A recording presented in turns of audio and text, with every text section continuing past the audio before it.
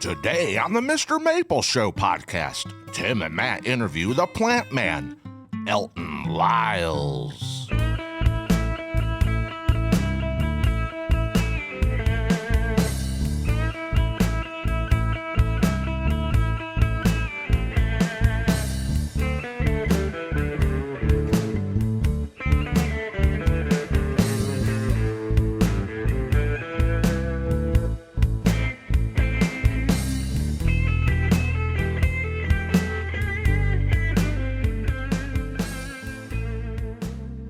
Howdy, y'all, and welcome to the Mr. Maple Show podcast. I think we got a great one for you today.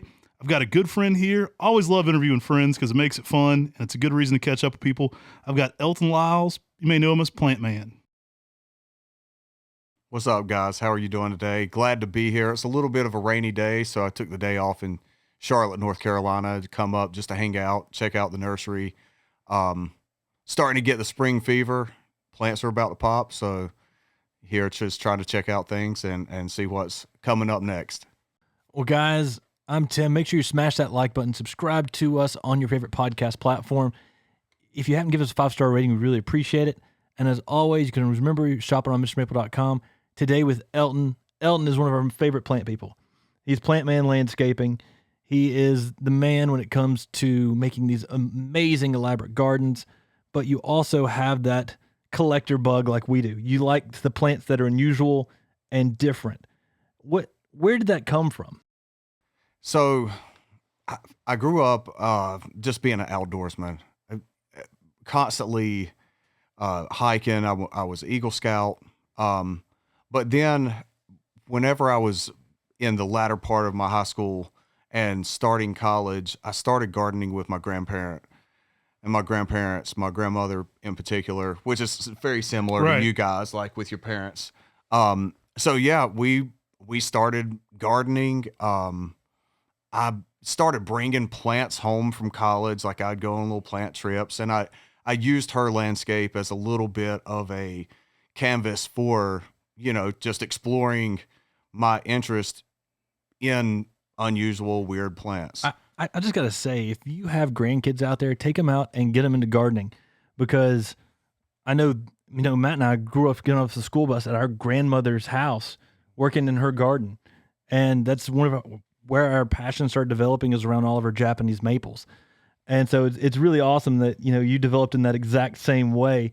So if you've got grandkids out there, get them into gardening. Yeah. It was really cool at that time. I would come home. I would have 3, 4, 5 maples that I would collect from this nursery or garden center. I would bring them home. My granny, this is almost before internet and stuff.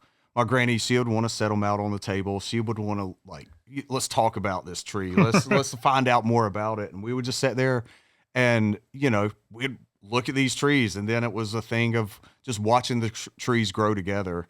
And, you start to see a garden come together and stuff like that. So that's really where the passion blossomed. I had an interest for it prior to that, but the passion really, really grew whenever we started gardening together, and it gave me a purpose and gave me a reason to share my interest with someone. I'm sure they're proud, or, looking down proud if they've saw what you've accomplished with horticulture from that passion that they spark. I know Tim and I's grandmother that got us into it, she would be so excited about just seeing.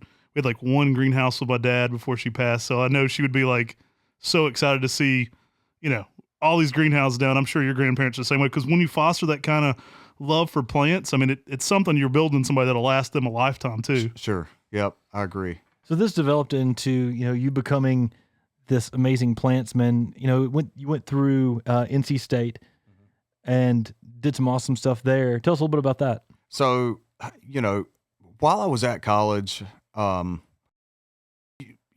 guess the main reason I went for horticulture was to grow my knowledge of plants and the science behind plants. I've always had a very artistic eye. That was something I've naturally been blessed with.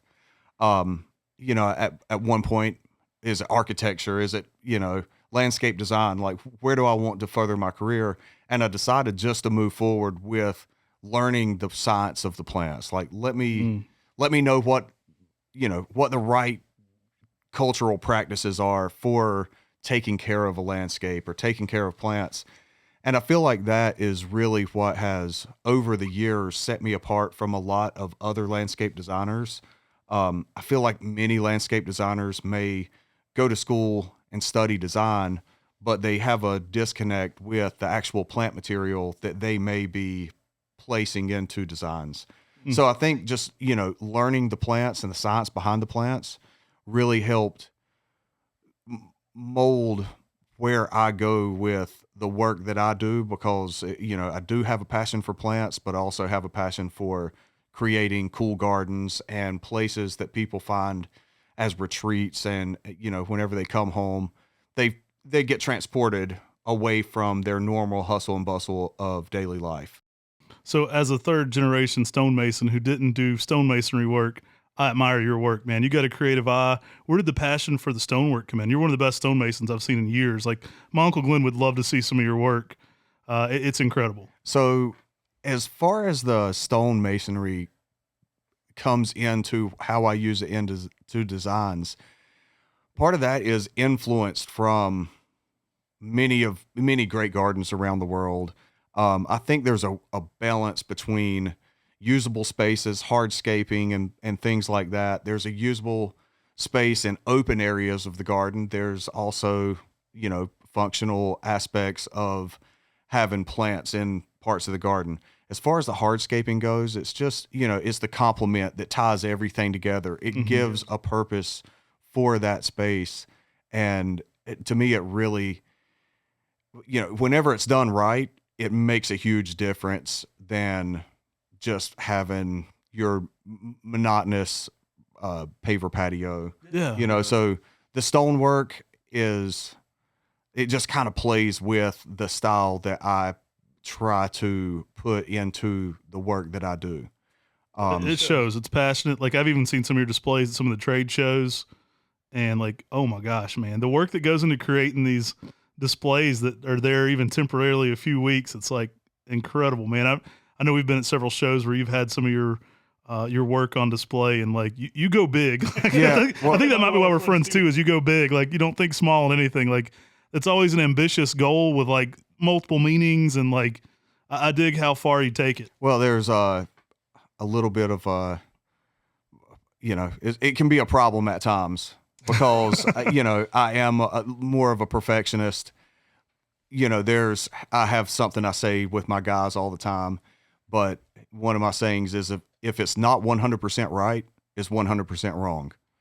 And that's just something that we stand by. That 1% being wrong makes the whole entire thing incorrect or wrong. So, it's, for us, it's just making sure everything is right. Mm-hmm. And sometimes you can't put your finger on why something's right or something's wrong, but you can, there's just a sense of whenever something comes together and it feels good, it's right. Mm-hmm.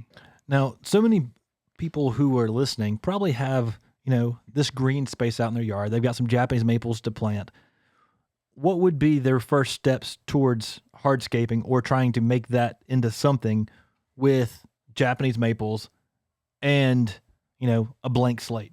So I think first, whenever it comes to good complementary with Japanese maples and even maybe Japanese gardens, or, even cottage style gardens, it doesn't matter what kind of gardens. I think like boulders, the use of,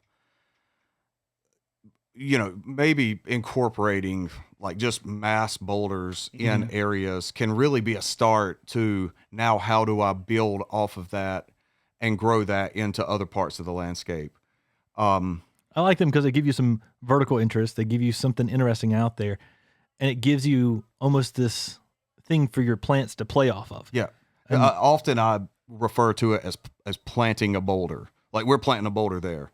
That boulder is going to be there forever. Right. Like, once we can have a, whether it's a 1/2 ton or a 5-ton boulder, once we place that there, it's essentially, like Tim just said, you're placing something for an element for plants to play off of. Ah, very cool. Very cool, man. We've We've been enjoying Chio's work for a while. I know you've been a longtime friend of ours here at the nursery. Elton would come hang out with me when I was mom and dad's basement. Lived in the basement too back in those days, Grafton. I have to tell you, you gave me my favorite compliment when we bought Buckholt's nursery.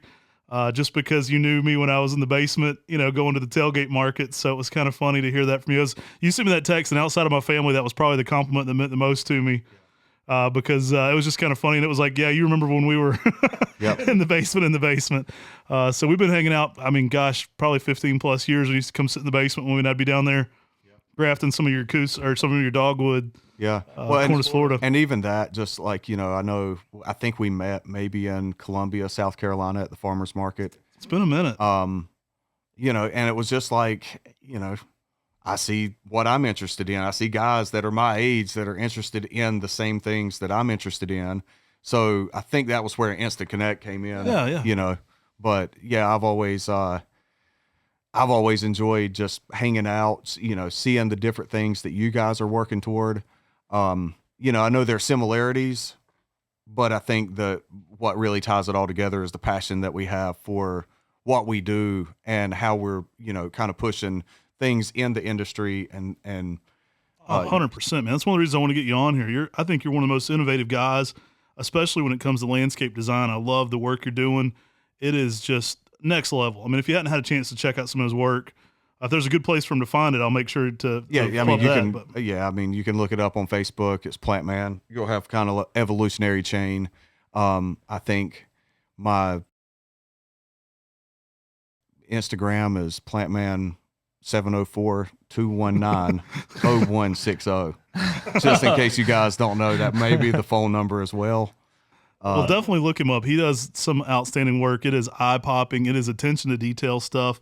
You use a lot of conifers and maples in your landscaping. Where does your passion for conifers come from? I know you're equally as knowledgeable on conifers as you are on maples. So I think that whenever it comes to having a plant, we're going to call it an addiction, Right. so you become passionate for plants. And to be honest, it started the first real collector plant that I ever was a part of purchasing was with my grandma. It was an Anabashidare. Mm-hmm. We planted it in her garden, watched it grow. But then after learning how many Japanese maples are available and the abundance of all these maples that are out there, then you start asking, well, what else is out there? Like where else, can I take this plant addiction? And that's where I started to really get passionate about conifers and even beyond that point. But I think that it's a thing that people will, once you get past a certain stage in collecting certain plants, you start looking for something else that kind of gives you that fix, gives you something else to look forward to learn about. And that's really where the conifers started to, resonate within, You're always pushing us. my collector bug. He's been telling us for years, you got to get this on Firma and this on Firma. And we're finally starting to get there on a couple different collections, but he's always like, let me see everything you got on Firma. And to that knowledge too, species. I know you've become quite the Acer species collector.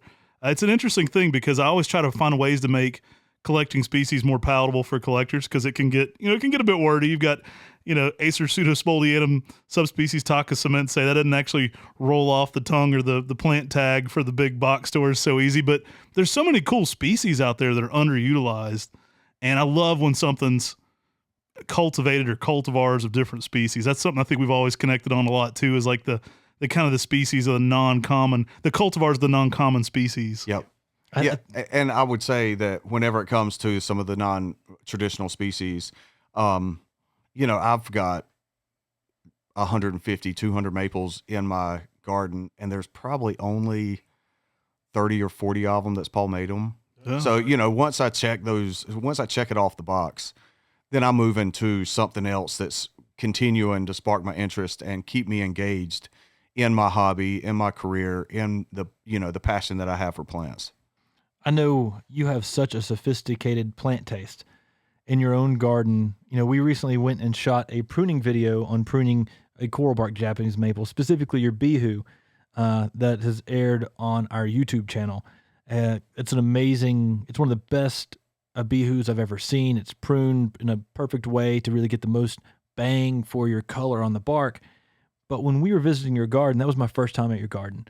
And everywhere I turned, it was another amazing plant. Like I turn around, there's a usaguma. Then I turn around and, I'm starting to see all these, hot blonde. I'm starting to see all these awesome that. But then I see amazing conifers and all these very sophisticated level plants. I mean, it's not like you've got a million crimson queens in your garden. You've got a really sophisticated garden. What is it about a plant that drives you to saying, I need this new plant in my garden? I don't know if there is a particular driving force in saying that I need a particular plant. Mm-hmm. I think that there is always the opportunity for a plant to spark my interest that then makes myself want that plant. Just being a plant collector, and that's what I refer to my garden as. My personal garden may not be a garden that I would design for most clients because it is just for collecting purposes. Mm-hmm. I enjoy taking the lap around my yard every day and there's something blooming. There's, this plant leafing out, or, I get to see that little glimpse of parts of nature that, people have either helped introduce to be able to make the landscape more inviting and almost more interactive. It's a collector garden. And whenever a plant has a little bit extra, then that kind of turns me on. And I say, this might be something that I could see in the garden. Man, he mentioned a brief second there about the pruning video we did with Bihu. And I thought you talked about, we won't get into the whole video because go watch that video. It's phenomenal. It's one of the best pruning videos on YouTube. I think it's going to do great. Absolutely love the stuff you covered in there. I'd like to talk just a little bit about this fascinating topic that you brought up in that video about pruning by the moon. And I thought that was such an interesting thing. And in so many ways, scientific. I don't think people often discredit that or don't even look at it, but it's such an interesting way of looking at it. And it's like, there's a lot of knowledge there that's almost lost to time, right? Like, I thought that was such a fascinating way. And you proved it in how little sap bleed your tree was getting too. Like, it had real world application to the science of what we were talking about. But talk a little bit about how you learned that and, what the basic philosophy is behind pruning by the moon. Yeah. So, and it's not just pruning by the moon. I think there's a lot of things that are correlated with the phases of the moon. Whenever it comes to pruning, I prefer to encourage growth. I prune on the fading portion of the moon, which is the waning portion of the moon. So that, like, the last quarter phase of that moon cycle is whenever I prefer to prune. At that time, for woody plants, the plant kind of slows down with the amount of sugars that are flowing, the water that's flowing through the plant.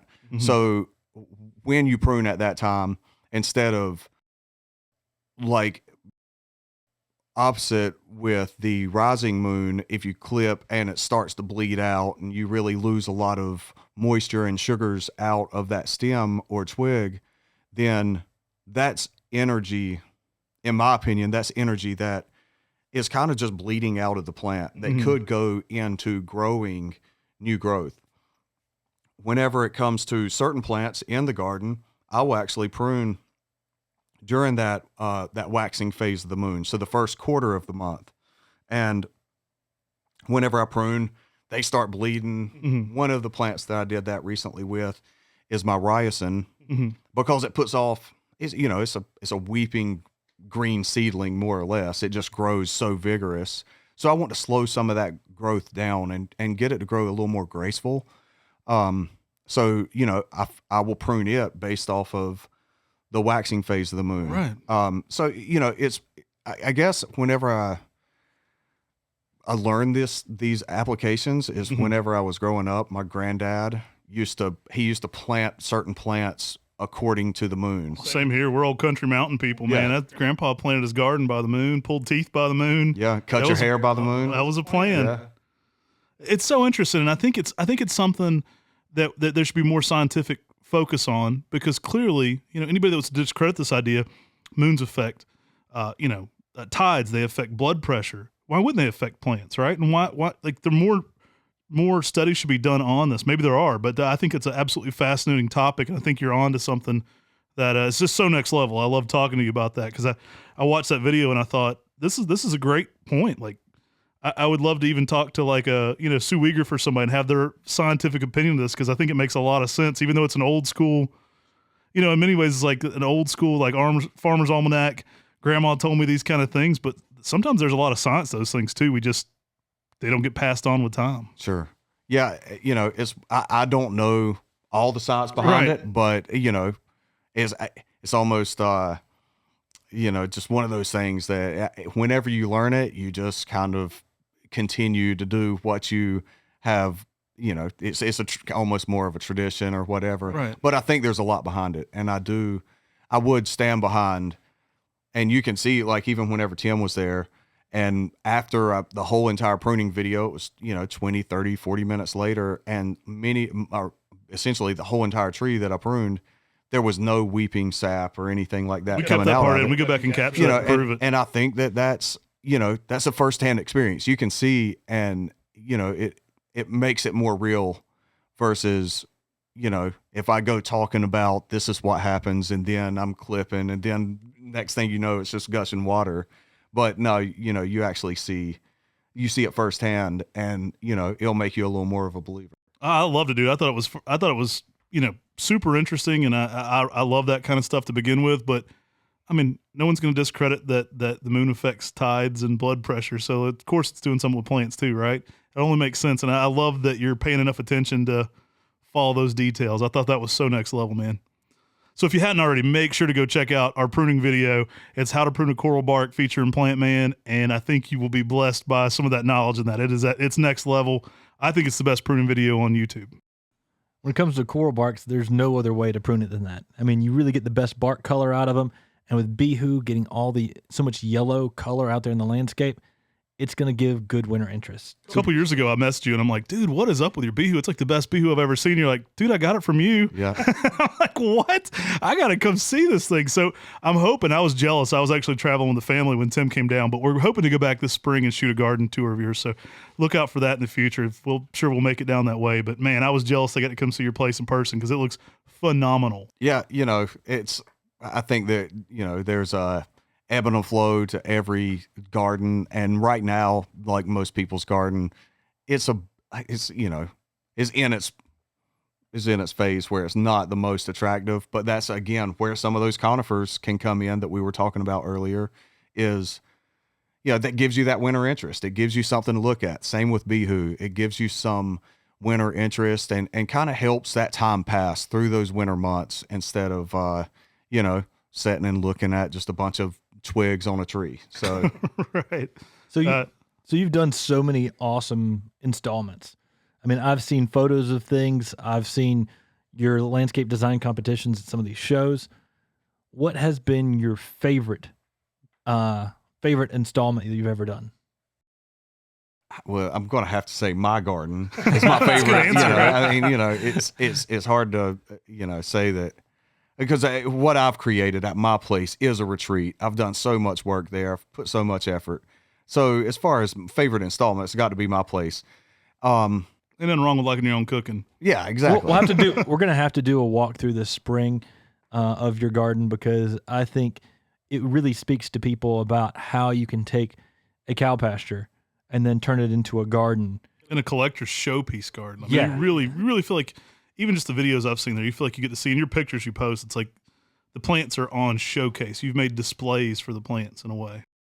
Yeah, and so, as far as like what's my favorite garden, I like as I was saying earlier, I put all of my efforts into every project that we do.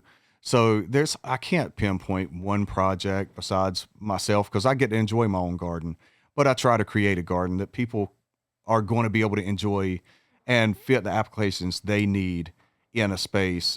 So it's, I'm blessed to be able to do what I love, and to be able to use my creativity to be able to create like you were saying, my place was a cow pasture 7 years ago. I was going to ask how long. You know, It's maybe it's taken major transformation in the past 7 years, but I've been working on it 12 years. yeah.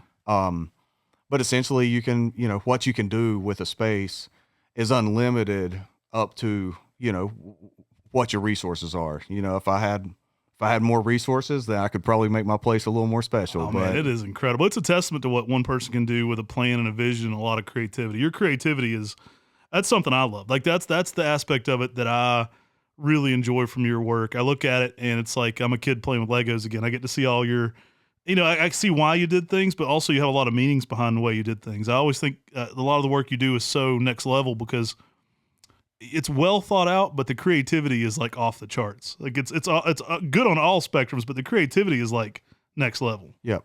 It's a lot of the creativity. Yeah, I come up with stuff, but again, it's studying other people's work. It's even just in nature, observing what I see just on a hike or something like that inspires me in a garden. And then just using that knowledge bank over the years of being able to tie it all together to make a space, really stand out and stand apart from other gardens you may come across. All throughout the years, you'd come visit us, and then sometimes you'd be like leaving to go play golf. And then I saw, in your garden, you've got these amazing walkways, these waterfalls and everything. And then you've got, your own green to go out there and practice on as well. I was like, man, he really has made this like the perfect retreat for Elton. Yeah. So that's one of my, you got to have more than one hobby. That keeps me grounded, keeps me where on the line that I need to be on. But yeah, I have a little natural grass putting green in the front yard. I've got, I've created that space. I've created the space for me. And, I have a vision. I can see where I want to take the space. But then over time, as things change, that, that vision gets molded into maybe other visions or other utilizations for certain spaces. So that's what a landscape should be, is it should be a place that, don't be afraid for change. You're going to lose plants. You're going to have, I was just telling Tim that I lost 2 trees this past winter. I see it as an opportunity for expanding the garden and to be able to make the garden, that much more interesting. So I'm doing this huge feature in that area, but it is one of those things that, being an outdoorsman, being a gardener, you have to accept the fact that you're going to have, some loss. And like I said, don't get bogged down by, if you put efforts into something and you don't succeed, there's that, just kind of look at it more as potential for what you could do in an area. It's all inspiring just seeing your garden and seeing how you've took your vision for the garden and then built it. Because what we see in today's landscapes are cookie cutter landscapes. Fast installs, no creativity. Fast installs, no creativity. The same cool plants, 90% of the same plants used in every single garden. And here you've developed a very peaceful, fun place that's different, unique, and special to you. And I think that's what more people need to be doing in their garden. Well, so that being said, that's one of my marketing gimmicks. Whenever I go install a garden, I always try to have that one plant that stands out, that my client can never pronounce the name, that, everybody wants to know what it is whenever it's showing off, and their neighbors or their, family members come by, they ask, hey, what is this plant? And the person just has to say, I don't know. You have to call Plant Man. So it just, opens that door. It gives me an opportunity to showcase the knowledge of plants that I have and the use of plants that I like to use. So yeah, just, having things that spark others' interest in a landscape just, again, makes that garden interactive, and, it makes it more enjoyable to, for the viewer of the garden to, maybe even learn something whenever, they experience a plant firsthand or whatever. Well, now we know your gimmick. So if you want to copy them, all you have to do is be super creative, super talented, and have really cool plants that are outside the box that nobody else uses. And work really hard and be the best at like creativity. Yeah, no. That's so funny. Nobody could ever create what Elton does because it is so next level and so fun. I mean, you put a garden together like Elton does, and it draws. It's impossible to copy, is my point. It draws your eye in with the hardscaping, with the use of fantastic plants that complement each other so well. Is there any tips you'd give for people for looking for complementary plants for maybe the maples they already have? You know, I look at many elements of the garden. As far as complementary plants, I consider like more of a juxtaposition type planting where you may put yellow against red, contrasting colors, tall versus short, you know, spiky versus kind of a soft foliage, things like that. So anytime you can play off of those elements, you get a more interesting garden. The more of that you can get into a space, the more it, you know, makes it more, interesting. It's one of those things that I think about whenever I see the Crimson Queen planted with a ring of Laura petalums around the bottom. And at that time of year, you just see just a big red blob, Right. You know, like there's no contrast. There's not a lot of effort put into the thoughts of that space. Whereas, you know, you have that nice Crimson Queen and you put a chorus underneath it, like the, you know, yellow Ogon a chorus or something. And now those two plants complement one another.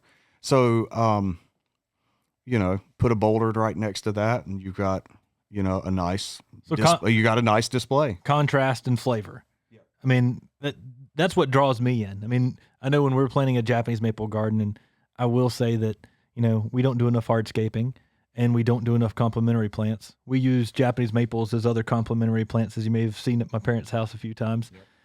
But we're always looking at, you know, height differences, foliage differences, spring, fall color differences, and just trying to add that extra flavor in the garden. And it sort of sounds like our minds think alike, just we're a little more one-minded. Yeah. You know, whether it's sticking with, you know, a species or, you know, if you're going to have a maple garden, then that's fine, but approach it the way that you guys approached your parents' garden, you know, really take in effect the colors of the leaves, the heights of the plants, things like that. Just makes it more interesting. And, you know, y'all's garden is really cool. And it's something that's a little bit special about that garden, especially like whenever stuff's in leaf or things are going in the fall color, it just makes that garden that much more special. You know, I see the beauty of it this time of year, but in the spring, I know whenever things flush out, that you can see a completely different beauty at that time. It's funny, everybody comes to my parents' garden, they go, I remember being bigger because the trees keep growing, so the space keeps getting smaller. Yep. So a lot of that vertical interest is filled in now. And every time people come, we had Bryce Lane here, and he said, I remember the garden being bigger. It's like, well, yeah, it was 10 years ago. Everything's... Yeah, you could walk beside these no trees. Space now. Yeah. Man, you've been hanging out with us for so long. Like I said, you've literally come and shopped with us when we were at the tailgate market. So it's fun to see how your career's progressed and just all that you've achieved. And I love it, man. I love getting our friends on our podcast here. One of the funnest things we do is doing this podcast so we can get people that we like talking to, put them on this side of the camera instead of us just having these conversations at lunch to ourselves. And I don't know, just kind of share that insight with people. I think there's so much useful insight for gardeners from what we talked about today. Definitely go check out that pruning video we did with Elton. I think it is so next level. I think you'll get a lot of great information out of that. If you're listening to this and you hadn't seen that yet, it'll be under the Mr. Maple Show on YouTube, and it's a must check out video. And Plant Man Landscaping is located near Charlotte, North Carolina. So if you're near Charlotte and you're interested in some landscaping jobs, you're interested in landscape design from a guy who's really next level, you're gonna have to check out right here, my man Elton. Hey, if you're in Seattle and you just want to follow this guy, tell him how to follow. You've got some just amazing work. Yep, like I said, you know, if you want to check me out, you can look at my website, plantmancharlotte.com, Facebook, Instagram, you know, so feel free to check me out. You know, I again, I love what I do. I enjoy what I do. Mm-hmm. That makes the passion that much easier whenever you enjoy it. Hey, it shows, man. It shows. I appreciate you hopping on here today. Thank you all so much for watching. If you're new to the Mr. Maple Show, make sure to like, subscribe. Go give us a 5-star review on any of your major podcast platforms. And the video components of these air Sunday nights at 8 p.m. So if you're on the podcast platform, go check out the Mr. Maple Show. You can see the video format. We'll throw some pics in, and we hope you enjoyed that. Take care God bless. and have a great day.